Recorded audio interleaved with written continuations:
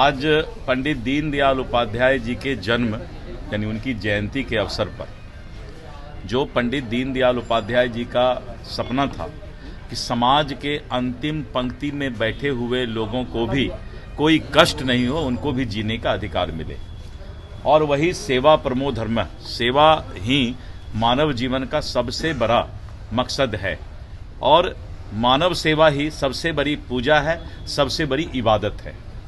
तो इसी को मानते हुए आज हमारे राष्ट्रीय मंत्री श्री ऋतुराज सिन्हा जी ने और हमारे यहाँ के विधायक संजीव चौरसिया जी हैं, मैं ऋतुराज सिन्हा जी को धन्यवाद देता हूँ कि मानव का जन्म ही परोपकार के लिए हुआ और उस मनुष्य जीवन को जो साकार करना चाहता है वैसे ही इंसान में ऋतुराज सिन्हा जी हैं। इसलिए ऋतुराज सिन्हा जी धन्यवाद के पात्र हैं कि आज बाढ़ग्रस्त लोगों के बीच जो राहत सामग्री ये दे रहे हैं, ये हर इंसान के लिए बहुत बड़ा संदेश है। और पंडित दीनदयाल उपाध्याय जी का यही सपना था कि हर वक्त दूसरों के दुख में शामिल होना। जो इंसान दूसरों के दुख में शामिल होता है वही इंसान है, नहीं तो और लोग पशु के समान हैं। इंसान की भी दो रूप है, तो पहला रूप है जो दूसरों के दुख में शामिल हो, वो इंसान है। तो हम ऐसे लोगों को समाज में जो लोग दूसरों के दुख के में शामिल होते हैं, उसकी चिंता करते हैं, परोपकार करते हैं और पंडित दीनदयाल उपाध्याय जी के बताए हुए रास्ते पर चलते हैं, वैसे लोगों को हम सलाम। दीनदयाल उपाध्याय जी का भी आज जयंती है, सेवा भाव से आपने भेजा है, क्या कुछ उद्देश्य है और क्या कुछ कर रहा है? देखिए, बाढ़ का, गंगा जी का पानी का स्तर इतना ऊंचा चला गया है कि दियर क्षेत्र के जो हमारे पंचायत हैं, जैसे कि अपना काला दियारा, हरदासपुर, रूपस महाजी, ऐसे कई पंचायत जिसमें हजारों की आबादी रहती है, उनका जो है छाती तक पानी आ गया है, बाल बच्चा के खाने के लिए नहीं है और 2-2 घंटा नाव से आना पड़ रहा है उनको खाना के व्यवस्था के लिए। ऐसे समस्या के बीच हमारे कार्यकर्ताओं ने निर्णय लिया कि 25 सितंबर आज माननीय दीनदयाल उपाध्याय जी की जयंती है।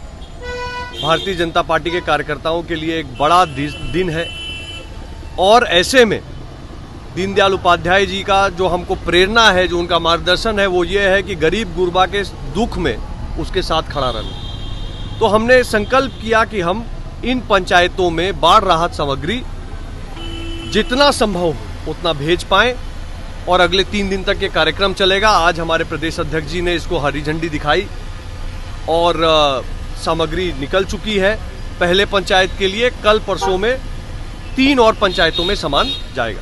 बचाव राहत जारी रहेगा ऐसा ही?